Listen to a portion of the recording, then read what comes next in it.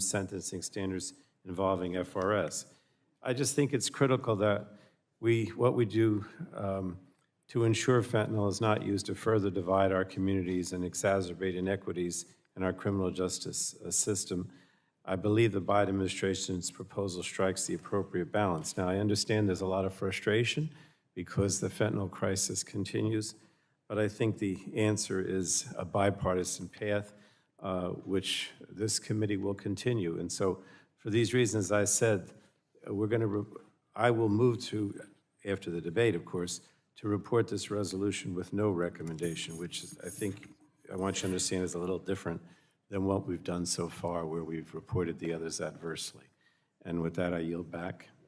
Recognize the ranking member for 5 minutes. Thank you, Mr. Chairman. I move to strike the last word. Gentlewoman's recognized. Thank you, Mr. Chairman.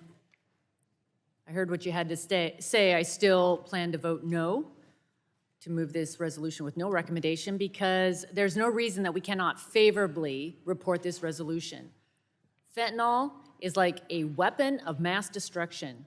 It's killing record numbers of Americans. Making sure that these deadly poisons are permanently made illegal requires urgent action because lives are on the line.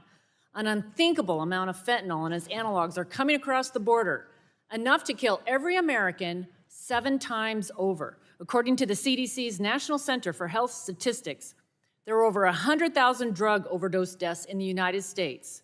That's over 2,000 every day. In my home state of Washington, the overdose death rate increased by more than the national average, nearly 36%, all because of fentanyl and its many analogs.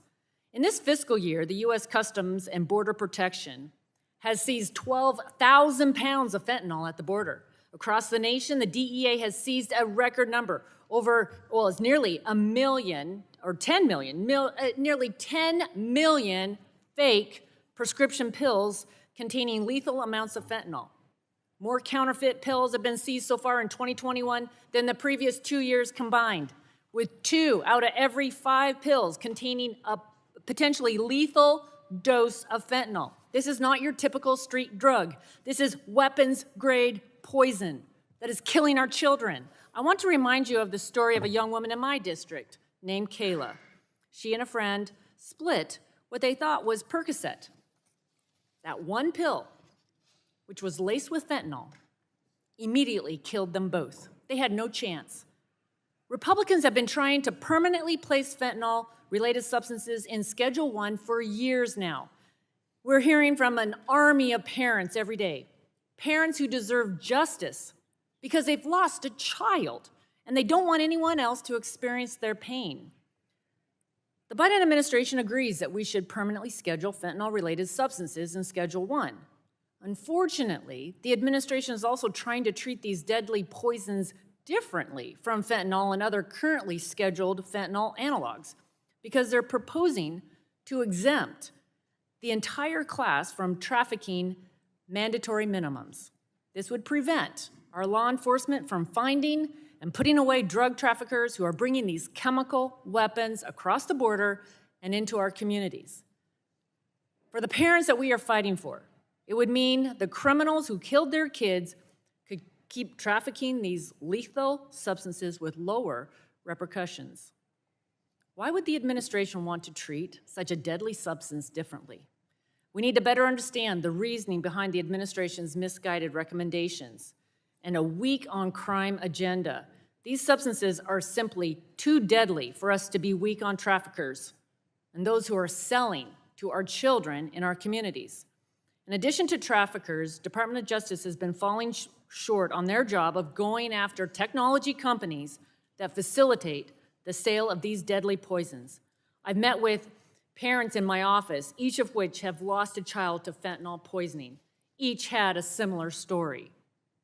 Their kids were looking for something to help them with anxiety, depression. They turned to social media to find someone who could deliver the supposed help. But instead, just after one pill, thousands of parents are finding their children poisoned and dead. And hospitals are seeing it in our cities. Young men and and women on fentanyl and meth being brought into emergency rooms where all equipment must be removed so those individuals don't hurt themselves or others, where additional staff must be hired to monitor that person in crisis. Come to Spokane, nurses, doctors, scared to go to work. We need to intervene and help people in despair get treatment. Were these parents, healthcare providers, and struggling Americans taken into account when the administration recommended reducing penalties for trafficking fentanyl-related substances while also pursuing this open border agenda? How could technology companies handle a flood of drug traffickers selling substances without mandatory minimum if this proposal were to pass? I urge adoption of this important resolution of inquiry so that we can get answers to these questions. I yield back. Thank the ranking member. Is anyone on the Democratic side or Mr. Tonko?